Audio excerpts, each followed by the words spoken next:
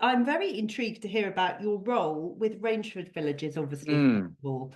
So could you tell us, please, what vibrancy and design you've offered to this fabulous project?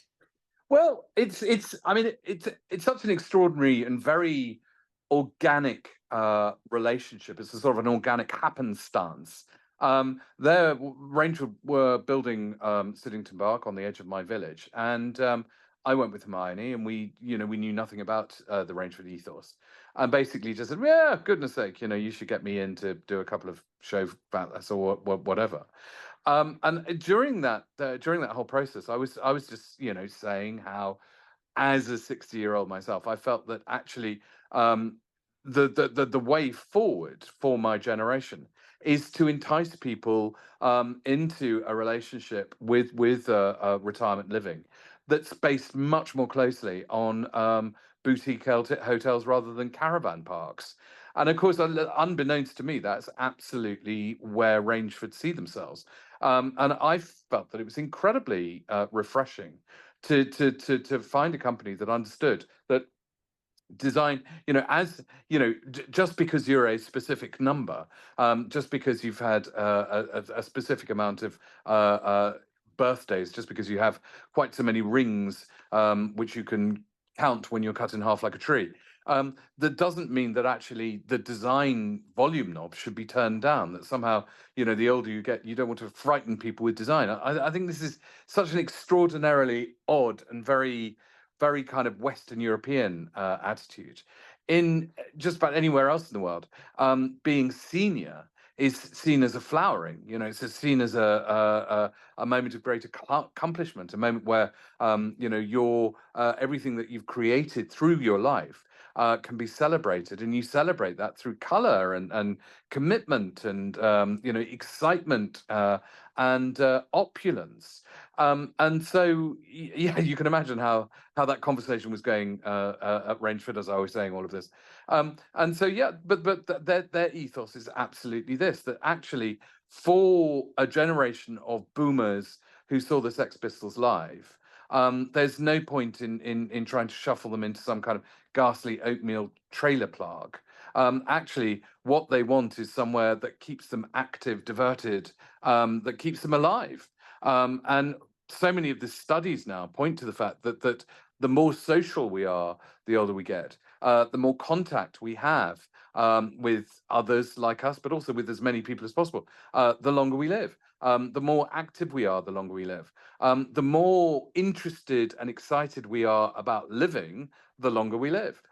So therefore, it was, as far as I was concerned, absolutely about the creation of a design landscape that drew all its inspiration from contemporary hospitality. But actually, a little bit more than that. I mean, what I also wanted to do was to reflect a lot of the things that I love, and particularly since this first project was Cotswolds based to have very, very firmly have a bit of an arts and crafts hat on. I think it's something that at the moment people are very interested in. They see as legacy. They see as a Brit legacy, a Brit design legacy that is not only worth celebrating, is actually ridiculously rare. We don't have many things that we can really put our I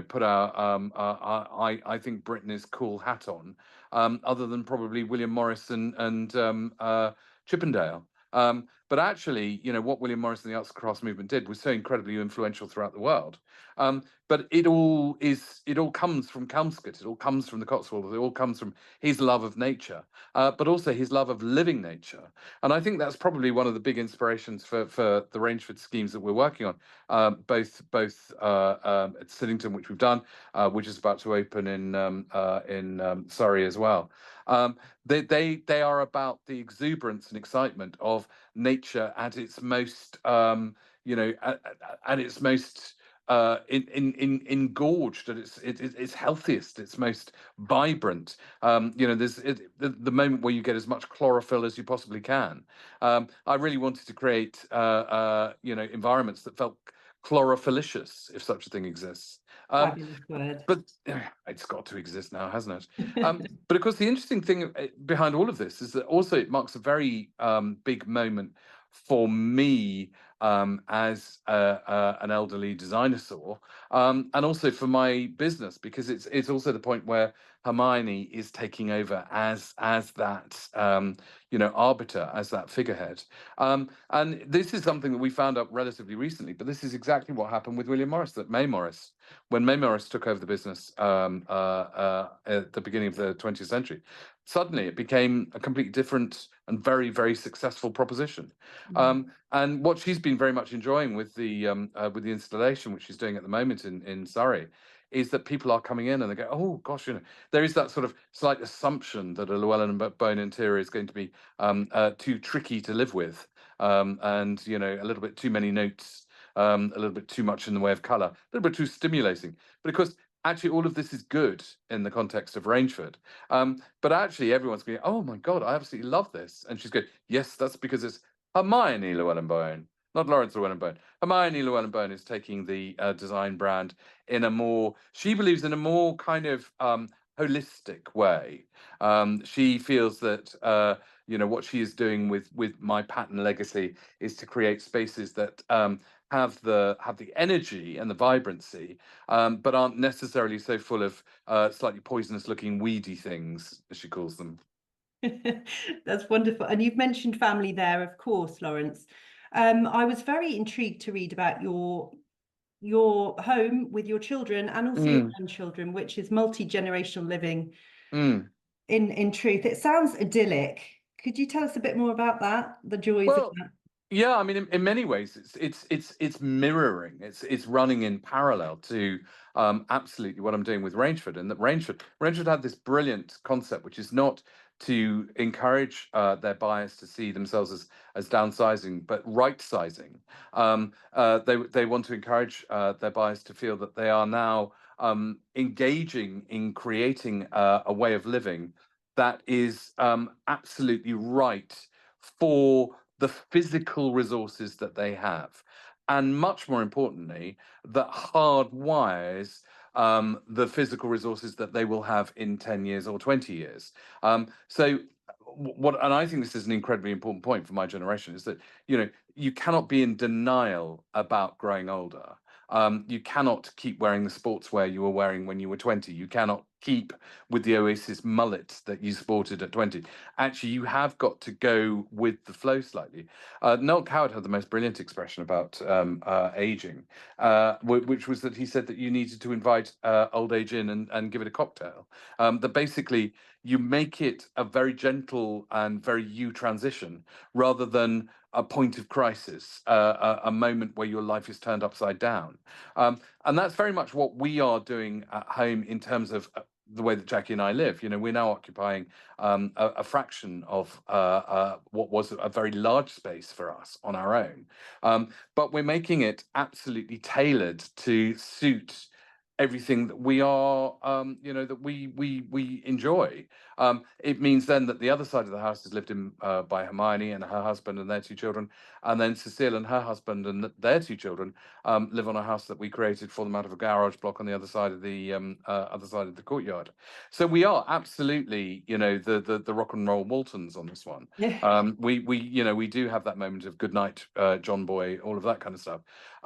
But it means that on one level, I mean, obviously, our grandchildren are now an incredibly important part of our daily life. Our children are, absolutely, intertwined with everything that we do, which again is that, in fact, on another level, the fact that we're working together as well, because Cecile's husband Dan is our commercial director and has been for a long time.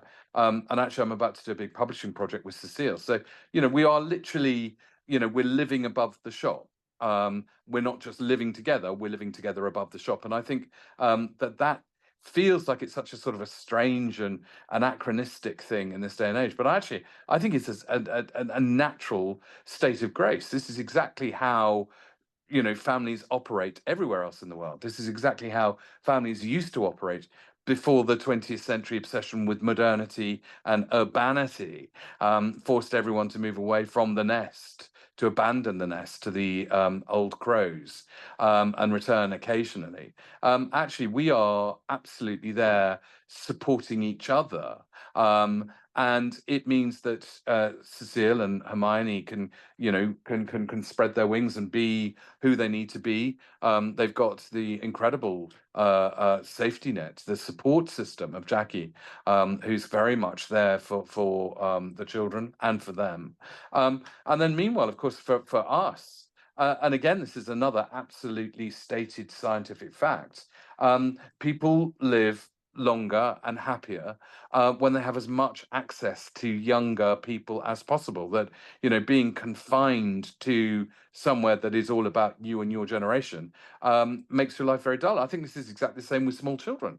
My grandchildren are growing up in an incredibly busy, vibrant, vigorous space where they have cousins, they have aunts, they have uncles, they have grandparents, all very much as part of the daily tribe. And I love to see you and Jackie on holiday in Venice with your quip about spending the inheritance. Are you a romantic couple? And is Valentine's Day a big deal? We are an incredibly romantic couple, and no, Valentine's Day isn't a big deal.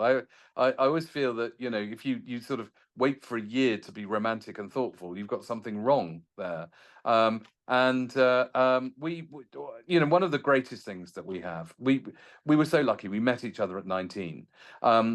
So many people we know now in our 60s, they've only just met the one. They've only just met the one that they know that they could get on and spend the rest of their life with. Unfortunately, they haven't got much of the rest of their life to spend. We've done everything together. We've grown up together. We've built businesses together. We've built my reputation, my celebrity, my fame, whatever. We built a family. We built an extended family. And we share absolutely everything. And that is, again, I think that's something that should never be underestimated. I think one of the things that allowed me to speculate professionally in terms of, taking a few chances, taking a few risks, not doing programs, doing other programs, bringing out product ranges, relaunching wallpaper in 1999 at the moment, the absolute teeth of this wallpaper depression where nobody was buying wallpaper. All of that, I felt empowered and stabilized to do, because I had my life, my real life, my home life, I was going home to an incredibly secure and safe environment. So it actually encouraged me to be much more me. And I think this is absolutely something that my daughters now feel. I mean, both of them were married, same as us, in their early 20s. They've both had children very young. They are now making some very exciting decisions about who they are, and what they do, because they know that they have got this stable and rock-like foundation on which to build build whoever they want to be. And I think a lot of their friends, a lot of the people that I know of their age, you see in their careers that they are querulous and really very uncommitted to trying new things. And you ask about their home life and you ask about their relationship status, and I'm still looking, I haven't found the right one. You think, poor you, get on with that. Find the right one, and that allows you to be much more who you are. Good points. And having The Nation took you to their hearts on television, I'm wondering if you watch much telly. I'm wondering if you gather around and watch especially anything, bit of a guilty pleasure. Well, I mean, obviously television is dominated. I mean, it makes me laugh about my sons-in-law, because they have these enormous televisions, as their generation want to, which we're ever trying to find, tricky concealments for in the interior decoration. And yet these enormous televisions, all they ever play is, Peppa Pig and Bluey. They're not there to watch, international sport or anything, or, nature documentaries at all. They're being wasted on computer generated animation. And what do you like? What do you watch? I mean, I rather like Bluey. I think Bluey is, in fact, I find it rather difficult to watch Bluey without having a little bit of a tear. I'll be being crawled all over by grandchildren, and we all find it very emotional. When Bluey does that or Bluey does this, and the very subversive sense of humor that comes through. But it is a very kind of powerful watch. And do you have? Oh, sorry. Of course, inevitably at the moment we're all over Jilly Cooper's Rivals. Yes. But I mean that is about where we live. So Yes. Do you know Jilly? I do, I Yes. do. I was sitting next to her a couple of nights ago, actually, and trying to convince her that she, Jilly Cooper, was almost certainly related to Daisy May Cooper, which would be, two very polar opposites in the Cotswold firmament. But no, Jilly and I have always gone very, very well. But I'm ashamed to admit I've never read any of her books. Um, but seeing Rivals, which not only is very much set where we live, not only kind of rings horribly true on many, many kind of social levels, is also giving me the most phenomenal PTSD from the 80s, Yeah. because that was very much an era where Jackie and I were at those kind of parties and doing that sort of naughty thing. So it's brought it all rather back. And you mentioned the 80s there. I was wondering, as a bit of an arbiter of good taste, whether you think there is such a thing as bad taste, and whether you think there's an era that is ripe for being rediscovered.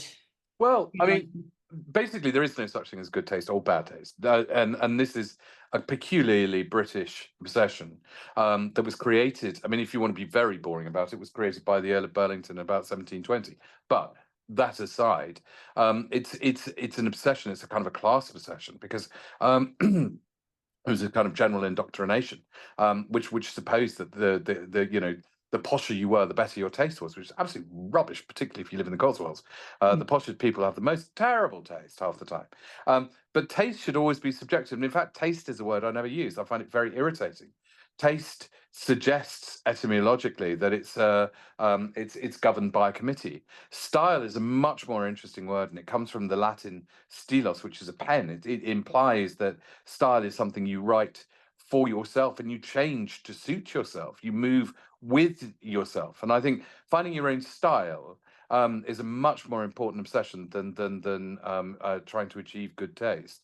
Because I think half the time, particularly in Britain, there's such an obsession with good taste and such an obsession with avoiding bad taste that you end up with no taste at all. And I think that's absolutely what happened in the 90s, which is why I think the 90s should never come back. Well, it's been celebrated hugely. And what's the favourite interior you've ever visited, Laurence? Ooh, big question. I mean, as you said, I've just come back from Venice, so there's a lot to see there. I think I get very excited by interiors that communicate, that tell stories, that are very generous at sharing who lives in them, the story of their origin story. I think that show home interiors, basically, which is what everyone had up until quite recently, mass produced with delusions of grandeur, with the same kind of color scheme and the same kind of irritating inability to engage. They are very unstimulating spaces to be in, and inevitably historical rooms tell you a lot of stuff. They can communicate an enormous amount of stuff.